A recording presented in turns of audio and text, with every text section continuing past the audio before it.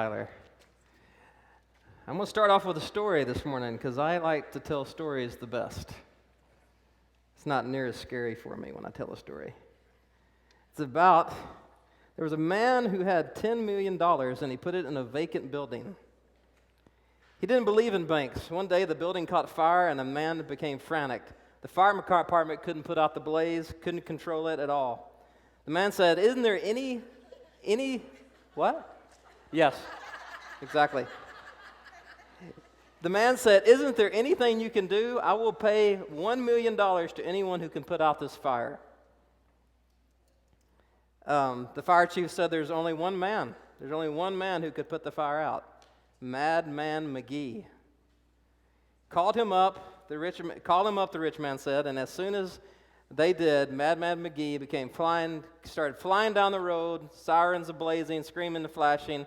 He crashed right through the crowd, crashed through the reporters, through the barricade, crashed through the brick wall of the building, came out of the building 10 minutes later, and the fire was out. The reporters rushed to the man to ask him what he was going to do with his $1 million. And the man said, "Well, the first thing I'm going to do is buy brakes for my truck." So I say that to say this. We found out it was going to be all the kids in the service, and Drew needed someone to speak, and he's like, "Well, there's only one guy that will do it. And that's a madman Truett to do it." And so here I am this morning, and I don't know, Drew asked me to do a lot of jobs, and they get done. It's just not really done how he thinks they're going to get done sometimes, right? So he's put me here to teach, which is a scary word. When Tyler was saying, to teach you guys this morning, that's terrifying to me. That's terrifying me. I am overwhelmed and full of fear, but I'm trusting God to help me through this morning. Last week or something, I was overwhelmed and full of fear too. I have a buddy named Jimmy, and every year on his birthday, he bikes as many miles as he turns that year for his birthday. And so I just want you to tell you that when we got together for Jimmy's birthday, it wasn't to ride. He didn't turn 10. He didn't turn 20. He didn't turn 30. He didn't turn 40. He turned 50 years old. So we did 50 miles in one day. And as I started with that group of guys that morning, I was full of fear and overwhelmed. Believe me. And there's some people that are like intermediate mountain bikers. They can kind of mountain bikes, a little ways. And then you have the cyborgs, robotic mechanical legs. And that's the intermediate guy riding with the cyborgs that day. And as we got to 30, 32, 33 miles, they said, "Well, what are we going to do? We still got to go 50 miles. We were at the top of Phil's, and they said, "Oh, let's go up further, Truett." And at that moment, I don't know if you guys have seen Infinity Wars, but all myself and all my beginnings began to start just disappearing, flying off like ash, like Infinity Wars. I didn't have nothing to go on. I was overwhelmed. I did make it. I did live to tell the story. And happy birthday, Jimmy. Yes, wherever you, is it Jimmy here this morning? Oh, there you go. Happy birthday, buddy. All right. So, yes, give him a hand. So, that reminds me of this being overwhelmed and fearful, that being overwhelmed and fearful. Something else was very overwhelming and fearful in my life, and no one ever told me that newborns cried at night. No one ever told me newborns made noises at night. No one ever told me how paranoid you become as a parent. And when I went and we had Miss Elsa Bailey over there, almost, 15 years ago, 8 pounds and 3 ounces. We brought her home, and I was terrified. And the first night we brought her home in our little Ford Escort in the car seat, which took me like 5 hours to figure out how to put in the back of the 92 Ford Escort. Brought Elsa home, and I am at a loss. I don't know what I'm doing. I'm depending totally on Ruth because I know that she's a girl and she's held a doll before. Yeah, that was That's what I was hoping. And to this day, if you guys know me well enough, I am terrified to hold a newborn baby. And really, the only newborn I've ever really held is my daughter. That's how scared I was. So that first night, when Elsa would cry at night, I would just sit there like I was in total sleep and cut my eyes over at Ruth and just be praying, Lord, let her get up. Lord, let her get up. Lord, get her up. Get her up. And she got up every time. God bless her. She got up every time. And I acted like I was sleeping. Babe, I wasn't sleeping that night. I wasn't sleeping that night. I was totally and utterly overwhelmed because I have this brand new human being here that it's kind of my responsibility. It's kind of here. And for some reason, that responsibility had never hit me until that moment. I mean, I try to retrace my steps of how this all happened. How did this all happen? How did this baby get in my house? Trying to retrace my steps. So, first came love, right? Then came marriage, right? Then came some discussions of a baby carriage. We really completely know when or how that was going to, we knew how it was going to happen, but didn't know when it was going to happen. I was really open to this project that we were talking about, especially when I considered my role in launching the effort. I was really excited. But somehow during the 9 months, the reality never hit me. And a lot of you women are here sitting here and saying, yep, it never hit my husband either. Right? It never hit my husband either. Because we don't get the 9-month experience of the kicking and the moving inside you. We don't get that. So it was just overwhelming. And so with that new baby, and I don't know, so Drew, when he told me to talk, the first thing Drew said, because I'm always saying, I wish I could say this to the parents. I wish I could say this to parents. And so Drew used that against me. He used that against me. He said, Truett, say what you've ever wanted to say to these parents this morning on Sunday. I'm like, oh. They did a study on what teachers would say to parents, what teachers want to tell parents. They did like a little study. I used to be an elementary school teacher. And the study became out, the one thing that teachers said is they want more wine. So I'm not here to tell you that I want more wine, so I can tell you that. I'm here to talk about, and I think there's something we can all learn from about how parenting in this life comes with a load of fears, doesn't it, guys? Parenting comes with a load of fears, a truckload of fears. And,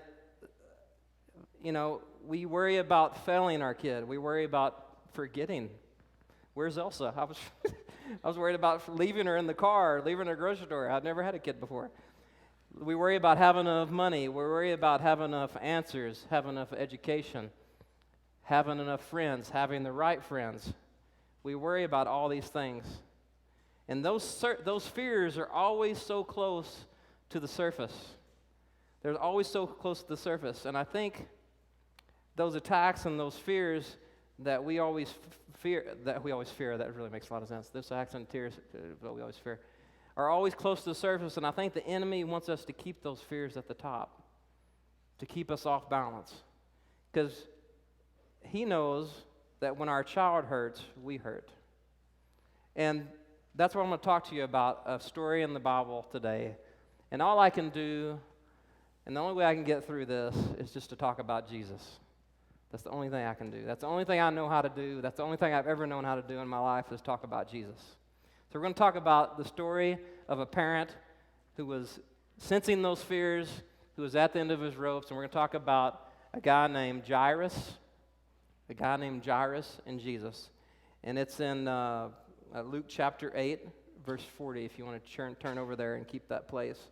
Luke chapter 8, verse 40.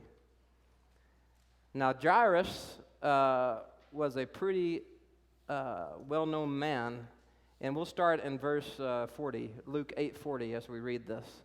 It says, Now Jesus returned, a crowd welcomed him, for they were expecting him. The man named Jairus a synagogue leader, came and fell at Jesus' feet, pleading to him to come to his house because his only daughter, a girl of about 12, was dying. As Jesus was on his way, the crowds almost crushed him. Now, he was a leader of the synagogue, so Jairus was an important guy. He was a community leader. He was the kind of man that would have been kind of a celebrity in his town.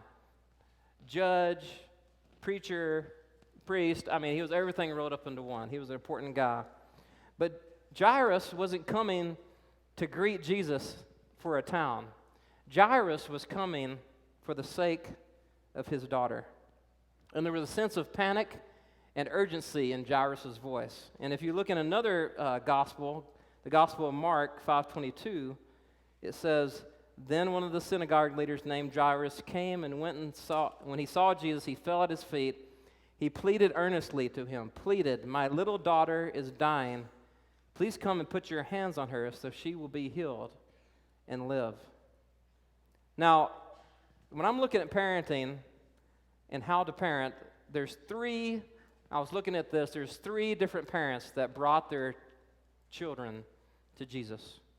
There's three different parents. There's, in Luke here that we're talking about, Jairus, who wants to bring Jesus to his daughter. In Matthew 15, there's a Canaanite mother who has a daughter possessed by a demon. And then you have a father of a boy with seizures in Mark chapter 9. The Canaanite mother says, "Have mercy on me, son of David." The father in Mark of the boy says, "Lord, I believe, help my unbelief." Lord, I believe, help my unbelief. These three parents, when I looked at them, they show me a society in the New Testament that wasn't that happy. These parents were the parents of struggling children. They came to Jesus with their kid hand over here and the other hand stretched towards Jesus. All these parents. And the thing that's really cool about Jesus, every time Jesus responded to him, every time Jesus stopped in his tracks and he responded to him, he always had time. He always had time. There's one in the Canaanite, I think the Canaanite mother, the disciples are actually telling Jesus, "She's just been bothering us all day. Man, don't pay her any attention, Jesus." And Jesus stops, and he talks to her, and he heals her little girl. Now, when Jairus came up to the crowd, I was guessing there was a huge crowd there. It says in the scripture, it says this crowd almost crushed him. That's how many people were there. And in the midst of that crowd, Jesus heard that one parent's concern in their voice. And Jesus heard Jairus' concern over all the other. Now note to anyone that's panicking in here that's a parent, and that's probably all of us, we all panic sometime as a parent. We all panic sometime as a teenager, right, teenagers? We all panic sometime as just being an adult of trying to figure out life. We all panic sometimes. But Jesus always has time for us, especially when we're talking to him about our kids. After all, wasn't it Jesus who gave us our kids? Before they were ours, they were his. We have to understand that. Before they were ours, they were his. And even while they are still yours, they are still his. And I think when we realize that, it kind of takes some pressure off. Because we realize we're just giving them back to God. We're just giving them back to Jesus. And wise are parents who regularly give their children back to God. You see, teenagers, your parents are being wise by having you here this morning. You see that? Now, teenagers, don't be like concrete, like some of your people your age, thoroughly mixed up and permanently set. Don't be like that. Realize that your parents love you so much to have you here this morning. They're doing it for you because they know it's the right thing to do. They're giving you back to God. Now, Abraham, who's ever heard of Abraham in the Bible? Abraham and Isaac. Abraham is our hero in this, the father of faith. And in Genesis chapter 22, it talks about the faith of Abraham. And you can turn to Genesis chapter 22 if you want with me. Sometime later, just the first verse, Genesis 22. Sometime later, God tested Abraham. He said to him, "Abraham, here I am," he replied. Then God said, "Take your son, your only son, whom you love, Isaac, and go to the region of Moriah. Sacrifice him there as a burnt offering on a mountain I will show you." Early next morning, Abraham got up, loaded his donkey. He took two of his servants with him. He had cut enough firewood for the burnt offering. He set out for the place God had told him about. On the third day, Abraham looked up and saw the place in the distance. He said to his servants, "Stay here with the donkey while I and the boy go over there. We will worship, and then we will come back to you." Did you catch that last part? God tells Abraham to sacrifice Isaac. He knew exactly what he was going there to do. But before he leaves his servants, Abraham tells his servants, "You guys just hang out, because me and Isaac will be back. We'll be back." Here's the thing. Abraham knew that if he gave his child to God, God would give him back. We don't know why Abraham said that. Like, was he going to escape? Was he going to come back from the dead? What was Abraham thinking? All we know is Abraham's faith, of having faith that if he gave his child to God, God would give him back to him. That's a high-pressure example, right, parents? Very high-pressure example. Very high-pressure example. And that's what Jairus is doing in this story. He has given his child back to God. He begged Jesus to come into his home. It wasn't going to work from a long-distance kind of thing. He wanted Jesus to be at her bedside. The long-distance relationship was not working. He wanted Jesus' hands to be on his child. He wanted Jesus' hands to be on his child. So, like I said, I'm just going to point out some things that the Lord has told me about this. I have my email up there. If anything strikes you funny or you have more questions about it, email me, and I will answer them. If you say, "Well, Truett, what did you say at that thing, blah, blah, blah," just email me, and I'll get back to you. The first thing I want to talk about the story is the power of presence. The power of presence. Moms and dads, adults, grandparents, all of you here, I'm trying to preach into the choir here this morning. We need you in church. That's a shock coming from me. I'm sorry. It's probably not a shock if you've been around me long enough. All I ever do is tell people how important church is. I really believe I have been put on this earth to tell people about Jesus and to get parents to get their kids in church. And if I didn't mention this morning, I wouldn't be myself. So, the power of presence. It is your job, it is our job, parents, to be the spiritual leaders of our children, not us pastors. We can't be the spiritual leaders for your children. You have to be. Now, dads, you can be the biggest influence in a child's life. And there's a stat out there that says 80% of families come to know Jesus if the father is a Christian in the home. Let me say that again. 80% of families become believers if the father is, like I would say, a forever friend with Jesus. 80%. Is that pretty amazing? 20% if a mother, 5% if a child. That's why I'm always challenging dads to take the lead in this aspect, because it's important. It's really important. Then as parents, we get to choose the other influences that we allow on our kid. My hope in the life of my daughter is that when she's ticked off at me, when she's mad at me, she has someone else to point her to Jesus. Someone else to take her to Jesus, to always point her in that direction. And I would rather it not be someone else that's 15 years old. I mean, it's great if she has another believer That's her age. But I would like it to be another adult that's grounded and has a bigger foundation. So we get to choose. And so we got to make sure that we're always getting our kids around the right influences of other friends and other adults. I had a pastor, old pastor, and I had a friend that I always brought to church. His name was JJ. And JJ always had just for the sake of all the kids here, he was a smarty pants. He was a smarty pants. It reminds me a lot of Scott Peters, actually. He always had something quick to say. Every time my pastor would try to nail him on something, he always had something quick to say. And this is a conversation that me and my pastor and my friend usually had on Easter Sunday. He'd come up to my friend, he'd say, "You need to join the army of the Lord." My friend would say, "I'm already in the army of the Lord, Pastor." My pastor would say, "How come I only see you on Christmas and Easter?" And my friend would say, get real close to my pastor, my old pastor's ear, and he would say, "Because I'm in the Secret Service."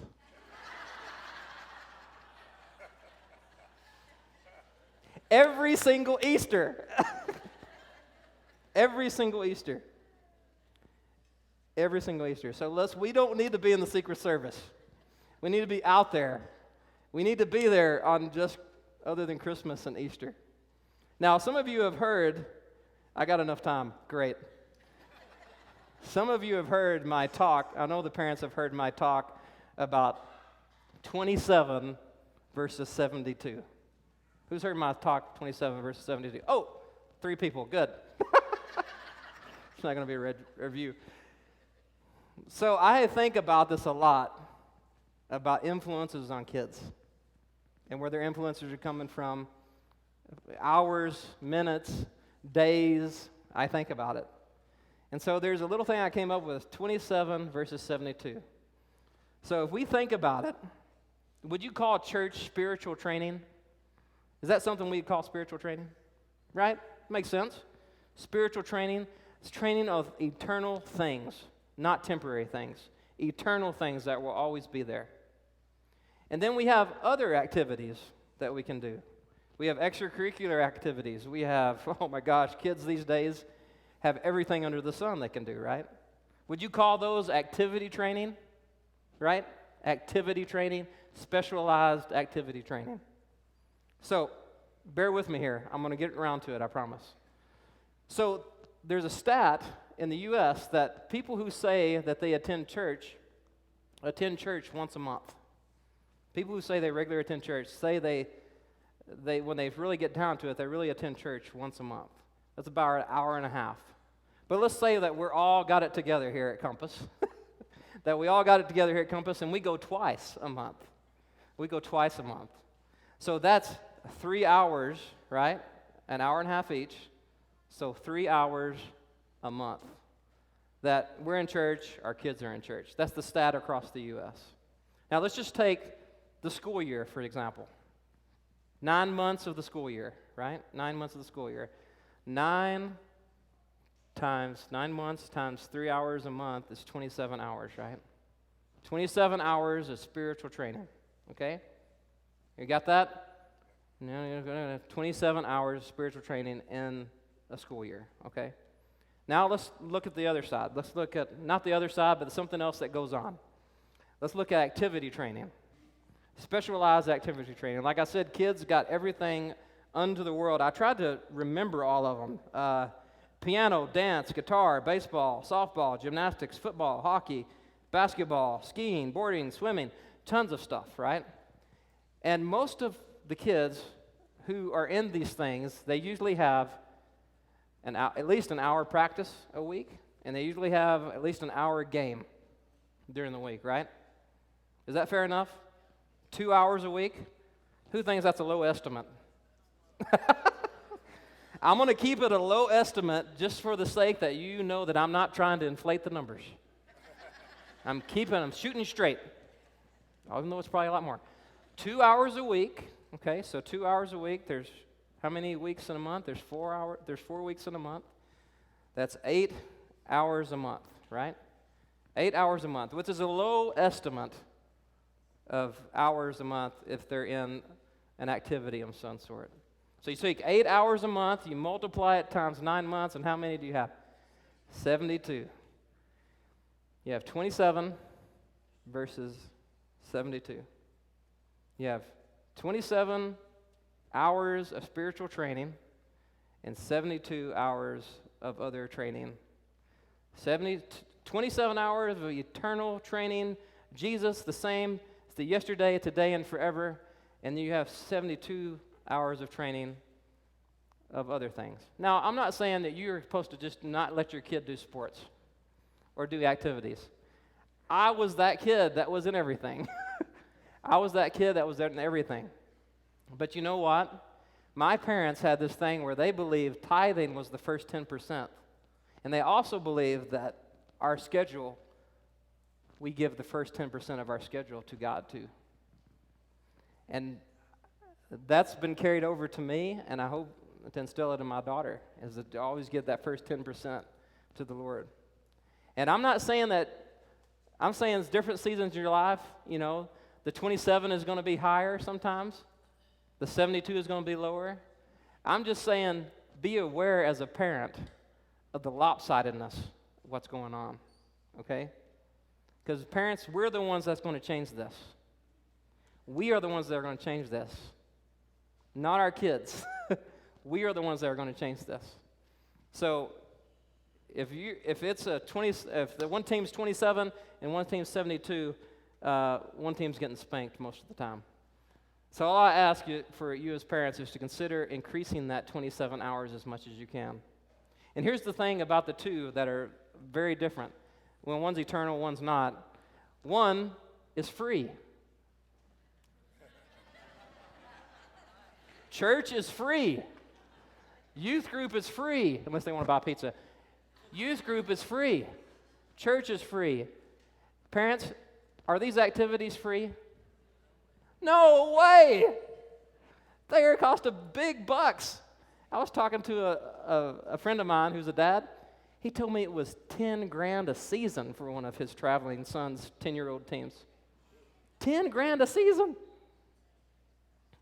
I'll get off my rant now. But you have all heard the 27 versus 72 story now. Just like Jairus, we want our Jesus to be right by our kids. I think the best way to do that is to bring them to church. I always will. I always will. I always will. And if I ever run across someone that says they can grow as a Christian without church, they will get a fierce debate from me. Right, Brad? They will get a fierce, Brad didn't say that, but he knows who I'm talking about. They will get a fierce debate from me, because I believe it is very important. I believe it's very important. So the power of presence, the power of your kid being where Jesus is at, most as you can. The next thing I want to talk about is the power of prayer. The power of prayer. This is the biggest thing that we can get from Abraham, of what God told Abraham to do. Abraham was able to trust God because I believe he probably had the strongest prayer life that we've ever seen in our lives. Prayer is important. Giving our children to God takes prayer more than anything. I am a prime example of answered prayer. I need a lot of prayers to keep me upright from killing myself mountain biking. A lot of you have been praying for me for this talk, and I really appreciate it because I am a nervous wreck. But God with me, I can get through it somehow. I have 3 ladies in my life that, because of their prayers, any blessing that I've ever had, I think really stems from them praying for me. Is my grandmother. Gosh, I'm not going to do this. My grandmother, who I call my nanny, she was a woman of prayer. Very, very strong lady. Loved kids. Was running a daycare in her home I think she ran it for 30 years. And she was still keeping kids until a month before she passed at almost 80 years old. She prayed for me a lot. I would leave the house and she would say, Truett, you be careful out there. And I was like, I lived a mile away from my grandma. And I'd say, Grandma, I'm always careful. You know I'm careful. And she goes, it's not you I'm worried about. It's all the other idiots. And she would stop me sometime in their kitchen table before I left home for that mile drive to pray for me. And then you have my mom, Sherry, who goes on walks every day, and she stops by this certain tree on her walk every day. And she stops and prays for everybody that has a prayer request. And I know she does it. I know she does it. I know she does it. Gosh, I wasn't going to do this. This is supposed to be fun. The last one's going to be the hardest. I am not, I don't know if you guessed this, but I'm not a spiritual giant. I'm not even close.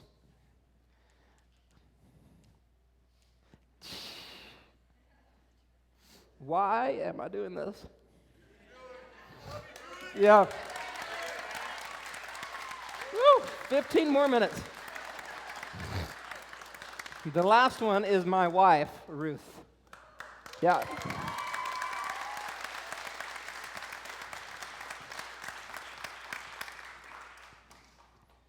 She prays and prays and prays and prays. And I know she does. She didn't just say she's going to pray like I do. She actually does.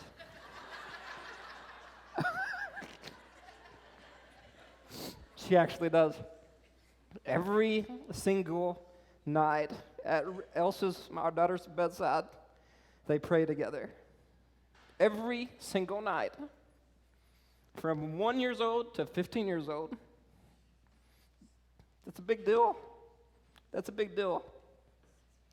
So prayer is important. And I can see the fruit of that prayer in our family, in our lives, in my life, in Elsa's life.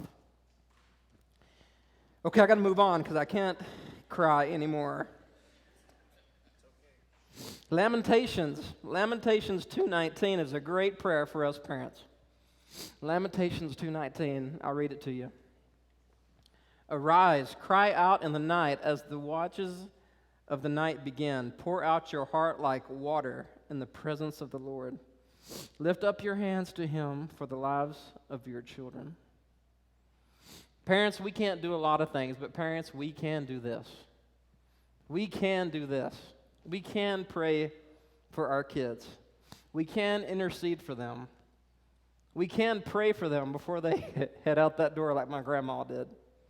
We can say a blessing over them as they leave the door, out the door, as they hop on the bus, as they hop in their car, as they take off with their friends. We can do this. We can take our kids to Christ with prayers, and we can take our fears to Christ as well. And I think if we don't take our fears to Christ, sometimes we might take our fears out on our kids. If we don't take our fears to Christ, we have to be careful because I think we might take our fears out on our kids. That's why we always have to keep giving it to Jesus. I worked with we don't have a lot of diversity here in Bend. Oh gosh, you guys have noticed. But I had a black lady that I worked with at a department store, and we were always talking about Jesus. And she was incredible.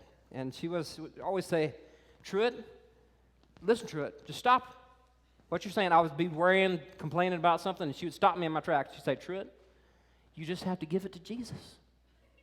She said, don't even take the weight of it. Don't do this and do this. Just do this.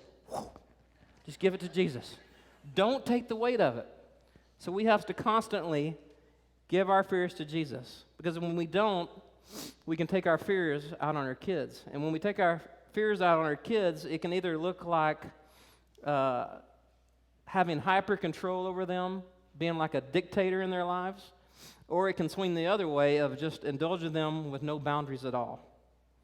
The enemy knows that when we live in fear, that it makes us ineffective parents, I think. The enemy knows that.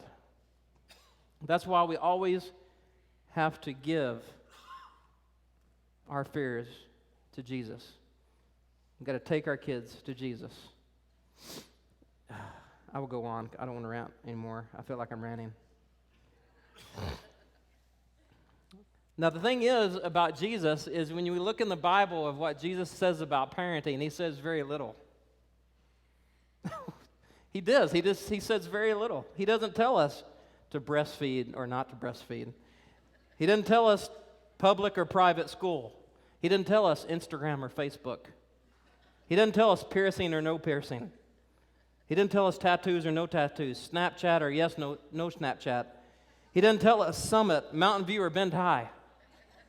He doesn't tell us all that stuff. I can tell you one about the last one, though. One of the last ones. No Snapchat. You thought I was going to talk about the high school. See, I tricked you. Not going there. Not going there. But we can look at these parents who brought their kids to Jesus and get an example of Jesus' parenting model. Maybe, just maybe, Jesus gave us these stories, these happenings in the Bible to really highlight his parenting style. And this is Jesus' parenting style. This is Jesus' parenting style. Talk to me about your kids. Bring your kids to me. Bring your kids to me.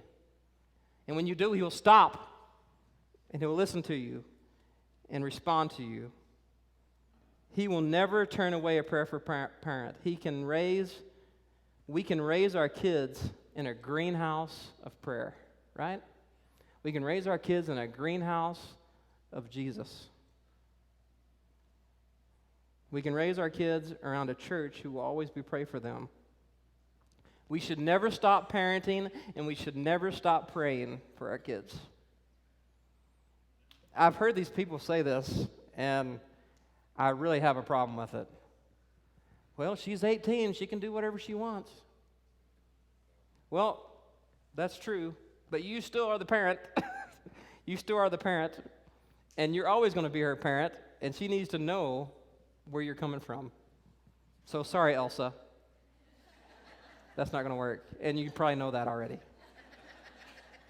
You are always going to be the parent. We can't protect our kids from every bad thing in this life, but we can take them to the source of life. We can trust our kids to Christ, but even then we are not guaranteed any trouble at all. Sometimes we have trouble.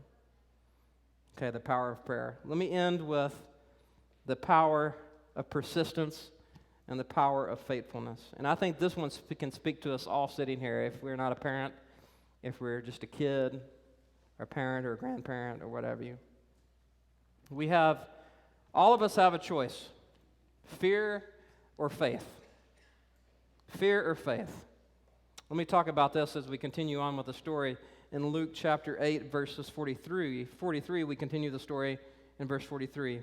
And a woman was there who had been subject to bleeding for 12 years, but no one could heal her. She came up behind him and touched the edge of his cloak, and immediately her bleeding stopped. "Who touched me?" Jesus asked. When they all denied it, Peter said, "Master, the people were crowding around and pressing against you." But Jesus said, "Someone touched me, and I know that power has gone out of me." Now, I guess what it kind of worked like, kids out there that are still listening with me, I think Jesus' power is kind of like when you're swimming in a swimming pool and the lifeguard sees lightning. They make you get out of the pool because they know if the lightning hits the water, it can zap all of you in the pool. But I think Jesus had a control to let his power go out when he chose to and when he chose for it not to go out. And so Jesus, when he said, "Someone touched me," I know that that's how much I have parents on my brain. The power has gone out of me. Jesus stopped. He turned to the woman. He knew Jesus asked the question, but he knew exactly who touched him. He knew exactly.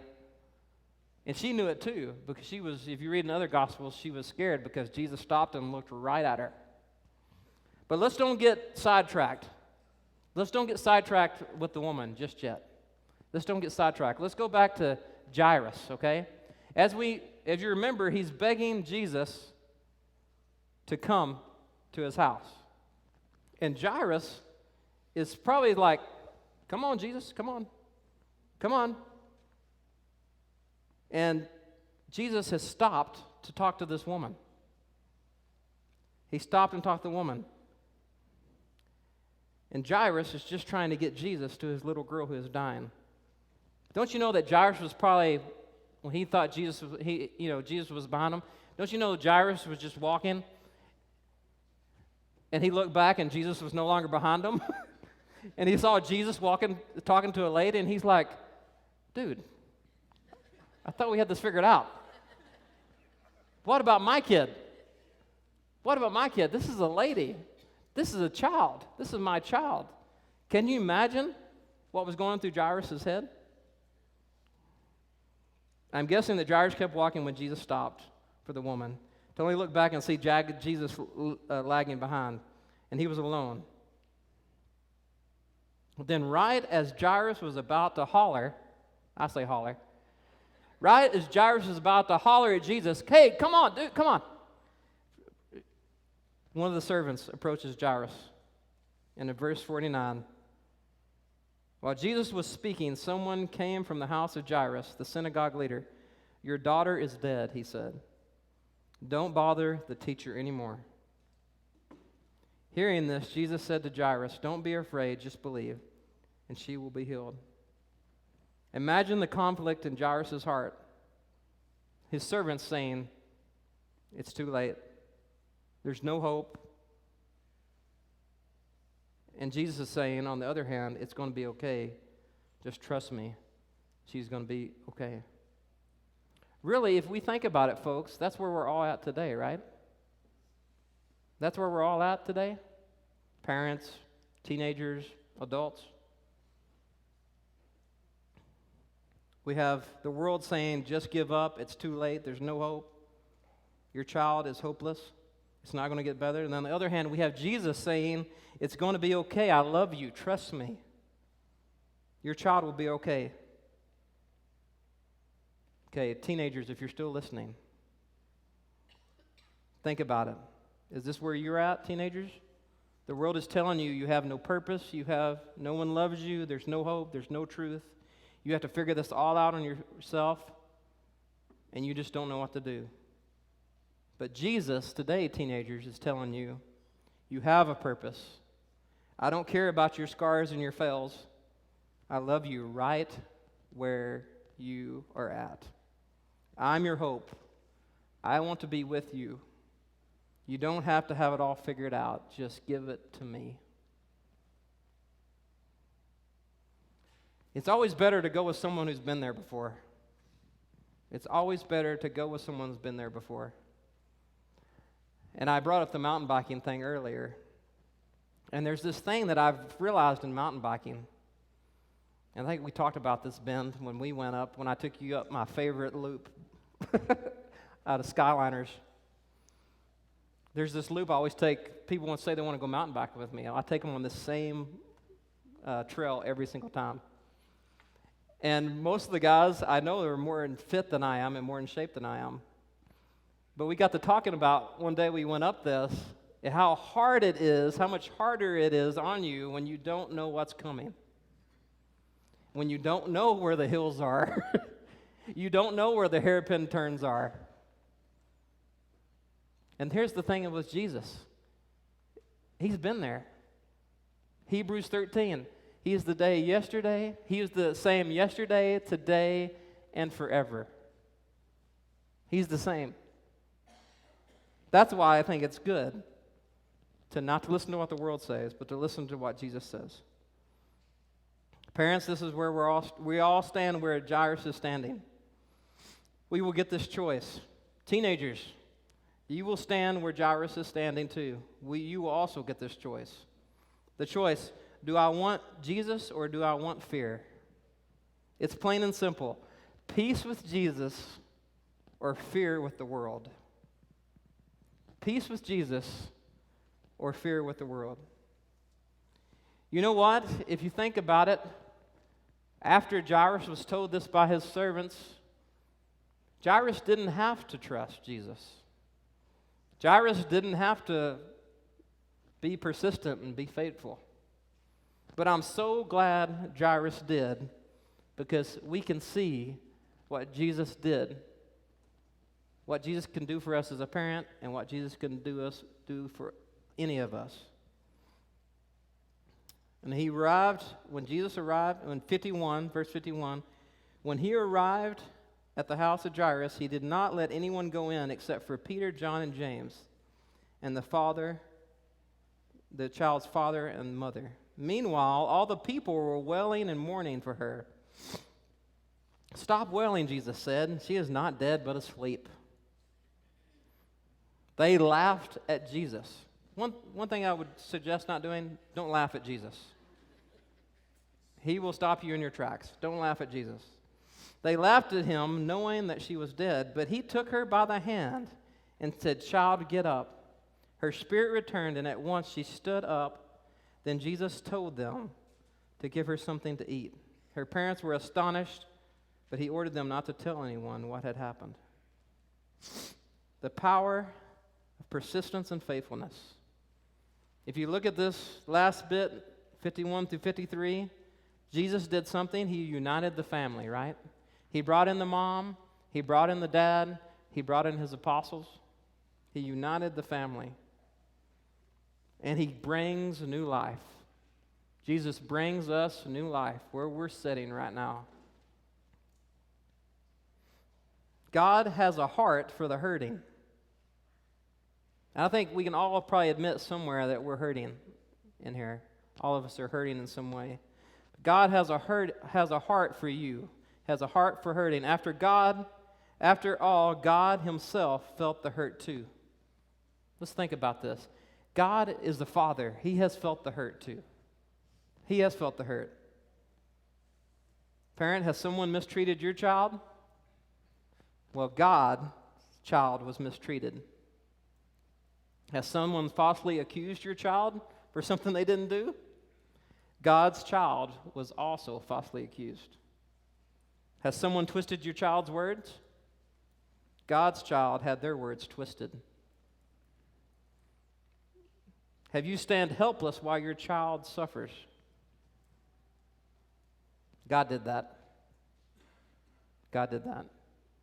He stood aside while he saw his son suffering. The power of presence, the power of prayer, the power of faithfulness. Adults, parents, teens, kiddos who are still with me, thank you for hanging in there with me. Jesus is calling you today. Jesus is calling you exactly how you are today. He's not waiting for you to have it all together. He's not waiting on you to be 5, 10 years old, 13 years old. He's calling you today. There's an old hymn that when I was doing this talk and reading about Jairus, there's an old hymn that came to my mind. I was raised on hymn. I didn't know any worship songs until I was probably in my 20s when someone made me lead songs, which I'm glad they did. It's Softly and Tenderly. I don't know if you guys ever heard that hymn.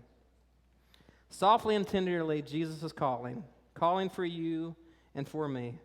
See on the portals, he's waiting and watching. Pat, watching for you and for me. Come home, ye who are weary, come home. Earnestly, tenderly, Jesus is calling, O sinner, come home. Amen. Amen. So, thank you guys for listening. Thank you for all your prayers. I actually lived through this. Wow. So, I'm going to ask the worship team to come forward, but as we get ready to play our last song, Jesus is waiting for you, folks. We have a choice between fear or faith. And faith will bring you peace. The world will bring you fear. All I know is once I was blind, but now I see. Who can attest to that in here? Yeah, we can attest to that? See, there's people that attest to that. Kids, did you see all the hands go up? We don't have to have it all figured out. We just have to come home to Jesus. Amen. Let's stand and sing this last song with me.